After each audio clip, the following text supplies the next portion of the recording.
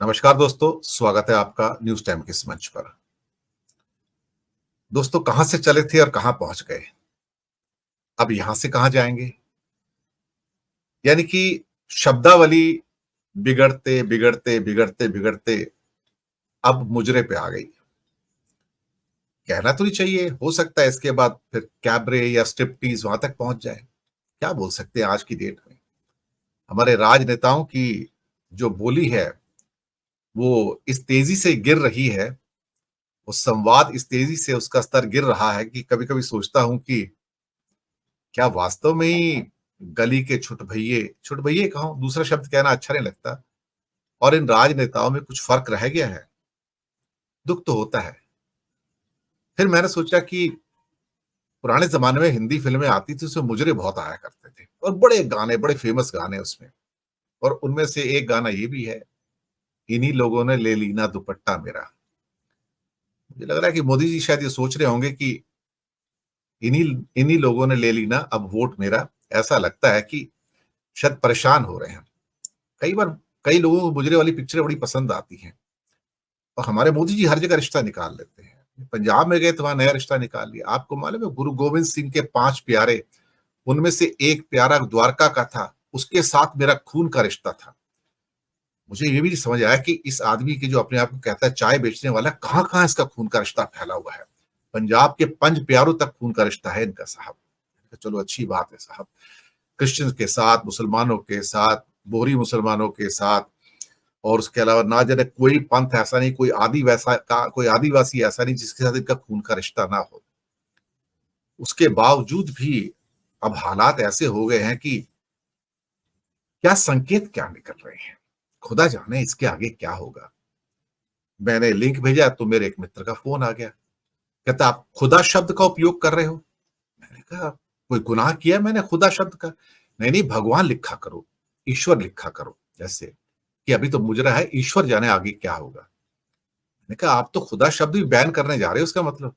कहता नहीं, ये हिंदुओं का हिंदुस्तान है। कहा हाँ भाई, ये बात तो सही है। तो हम अब इस लेवल तक आ गए हैं कि पाकीज़ा फिल्म की याद आ गई। उसमें तो ना जाने कितने मुजरा सॉन्ग्स थे, और एक से एक बेहतरीन। गुलाम मोहम्मद साहब का म्यूजिक था, लता मंगेशकर की आवाज थी उसमें, एक से एक बेहतरीन सॉन्ग, सुपर हिट। चलिए इसी पे आज बात करते हैं। और आज हमारे साथ जो विद्वान हैं कि हमारी राजनीति किस दिशा में जा रही है। क्या वास्तव में ये राजनीति 4 जून को एक नया सफा पलटेगी, या फिर कुछ ऐसी चलती रहेगी। साथ में हमारे दिल्ली से आलोक भदौरिया जी, सर आपका स्वागत है। गुजरात से, जहां आज एक ट्रेजेडी हुई है, बल्कि कल हुई है, बहुत सारे लोगों की, उसमें बच्चों की भी मौत हुई है। हमारी सद्भावनाएं, सांत्वनाएं उनके साथ हैं। गिरीश भाई आपका स्वागत है। और उत्तराखंड से सुजाता पॉल जी, कांग्रेस की स्पोक्स पर्सन, आपका भी बहुत बहुत स्वागत है। आलोक जी, पहले आपके पास ही आता हूं। क्या हो क्या रहा है, ये पूरा परिदृश्य क्या है, जरा अपने चश्मे से देख के बताइए। अब तो हम 7वें चरण पे आ गए हैं, 57 सीटें बची हैं ले दे के। अब क्या लगता है कि क्या निचोड़ क्या है अल्टीमेटली आपकी नजर में, जरा बताइए दर्शकों को।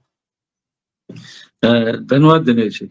आपने फिल्म पाकीजा का नाम लिया, बहुत अच्छी बात है। पाकीजा में एक राजकुमार का एक डायलॉग बहुत अच्छा था, उस डायलॉग में थोड़ा सा परिवर्तन करना पड़ेगा। उसमें जी। ये था कि अपने पांव जमीन पर मत रखिएगा, इसमें ये होगा कि अपने घर से बाहर मत निकलिएगा, वो ढल रहे, बाकी तो हम जीत ही रहे। जी।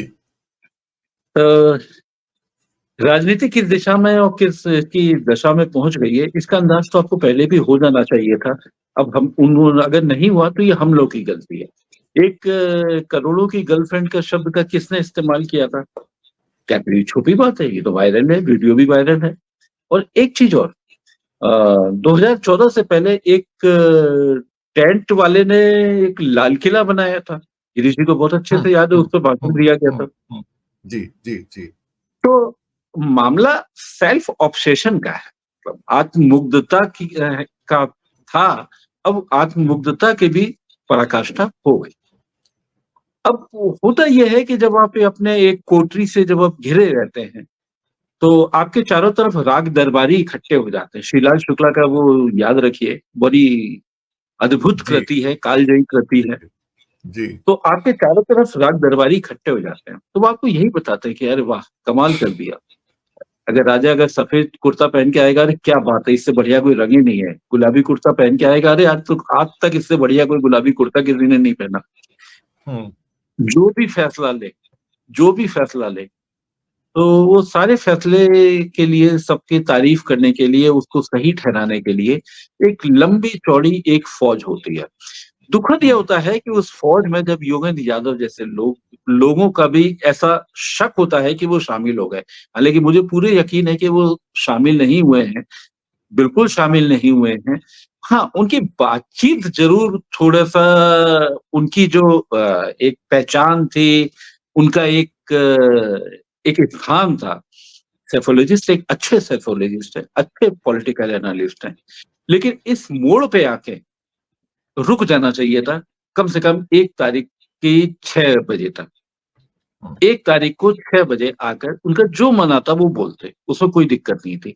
तो अगर 5 दिन और 6 दिन भी अगर कोई राजनीति में रहता हुआ अगर अपने को रोक नहीं पा रहा है, तो आपको ये समझना चाहिए कि ये तो बड़ी एक अल्हड़-पने की है, एक टीनेजर की उत्सुकता है। अरे जल्दी से माइक मिल गया, चलो बोल दो, जल्दी बोल दो, नहीं तो पता चला कि कोई दूसरा बोल लेगा। तो ये जो होड़ है, ये योगेंद्र यादव के उम्र के इतने मुकाम पे नहीं होनी चाहिए और कम से कम उस स्थिति में भी नहीं होनी चाहिए, जब वो भारत जोड़ो यात्रा के सहयात्री थे। कुछ हालाँकि हमारे पैनलिस्ट ने मैं 1-2 दिनों से मैं देख रहा था कि उनको एक मेंटर भी कह रहे थे।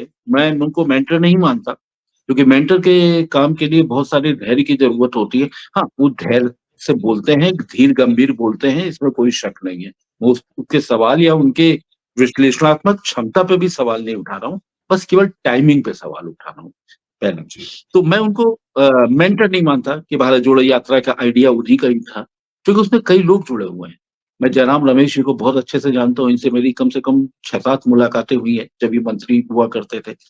उस समय मैं एक पहले बड़े अखबार में वहाँ काम भी करता था मध्य प्रदेश के, तो उस सिलसिले में तमाम बार मुलाकातें हुई थी और व्यक्ति बहुत ज़हीन है, बहुत जानकार, इसमें तो जी, कोई शक नहीं है। मतलब अगर मंत्रिमंडल की बात की जाए या किसी भी मुद्दे पे उनसे अगर बात की जाए तो बहुत जानकार। तो एक तो ये और अब सवाल ये है कि दशा क्या है? आप तो ये कह रहे हैं कि कहाँ से कहाँ तक पहुँच गया, अभी मुजरा तक पहुँच गया। तो मैं ये नहीं मानता कि मुजरा तक पहुँचना बहुत आसान काम है। स्क्रिप्ट जो राइटर हैं, जो स्पीच राइटर हैं, ये उनकी कमी है। अब या तो 2 चीज़ें हैं, या तो स्पीच राइटर की कमी है, या ये है कि 20 सालों से जीतते-जीतते एक अपना आत्मविश्वास है जिसको आदमी अपने लिए तो आत्मविश्वास का इस्तेमाल करेगा, लेकिन जो टेबल के अक्रॉस द टेबल बैठेगा वो कहेगा अति आत्मविश्वास है। तो उसके हिसाब से हो सकता है कि कुछ स्क्रिप्ट का कुछ आइडियाज़ दे देते हों। क्योंकि जी, देखिए वाक्य लड़खड़ाया नहीं है, तो मैं ये नहीं मानता और सब टेलीप्रॉम्प्टर चलते हैं, उनके टेलीप्रॉम्प्टर में कहीं कोई गड़बड़ कर नहीं सकता इस मौके पे। चुनाव के मौके पे तो बिल्कुल ही नहीं कर सकता, चाहे कोई भी आदमी हो। ना फ़ोटो का एंगल गड़बड़ कर सकता है, सवाल ही नहीं उठता। ये तो हमारे सुनील जी बहुत अच्छे से जानते हैं। इन्होंने तो ये उस तरीके के आस-पास देखा भी है। मतलब इनके एंगल में कोई गड़बड़ी नहीं कर सकता, ये तो तय है। ना स्पीच राइटर कुछ इधर से उधर हो सकता है। अब स्पीच राइटर को आइडिया कौन दे सकता है?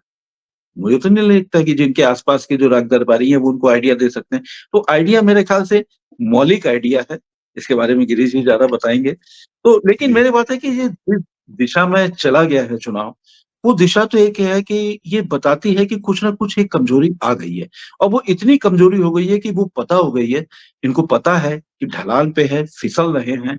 तो अब फिसल रहे हैं तो आदमी अपने सबसे मज़बूत तिनके को पकड़ता है। और भारतीय जनता पार्टी का पिछले 2 दशक में सबसे मजबूत तिनका रहा है ध्रुवीकरण कर दो। तो ये जो शहजादे से जो शुरू हुआ है सिलसिला, जो ये सफ़र शुरू हुआ है, तो इसमें सारे शब्द ऐसे ही इस्तेमाल किए जा रहे हैं कि जो ध्रुवीकरण की तरफ ले जाते हैं। अब मैं इसमें जी, एक चीज़ और मेरे ख्याल से पैनलिस्ट भी बताएँगे, मुझे एक शक है, उत्तर-पूर्व में ज़बरदस्त वोटिंग हुई है, पूरी दिल्ली की 6 सीटों के मुकाबले। वही एक जगह है जहाँ पे दंगे भी हुए थे पहले। जी। तो क्या इसका कोई जुड़ाव है? हम लोग तो सोचते हैं कि इन सब का कोई जुड़ाव नहीं है, कोई आदमी कहीं ऐसे ही निशाना बना रहा है, कहीं तो ऐसा नहीं, हम किसी और डायरेक्शन में देख रहे हैं, हम किसी और अवस्था पे बात कर रहे हैं और वो अपना बिल्कुल चिड़िया की आंख देख रहे हैं, उसी पे ही लगे हुए हैं, तीर चलाए जा रहे हैं, पहला, दूसरा, तीसरा, जब तक तरकश में तीर है, यानी हमारे पास 1 तारीख तक तो तीर है ही ना, चलाते जाओ, लग जाए, कहीं तो लग जाए, कहीं ये हताशा है। तो ये एक मेरे ख्याल से एक चिंताजनक स्थिति है और अब चिंताजनक इसलिए भी है कि भारतीय जनता पार्टी के नेता भी इस तरीके के बयानों को अब न्याय संगत और जस्टिफाई ठहराने में थोड़े से सकुचा रहे हैं। ये एक बड़ी जी। दिक्कत भारतीय जनता पार्टी के लिए दृश्य। सुजाता जी के पास आऊंगा, इस बीच सुनील जी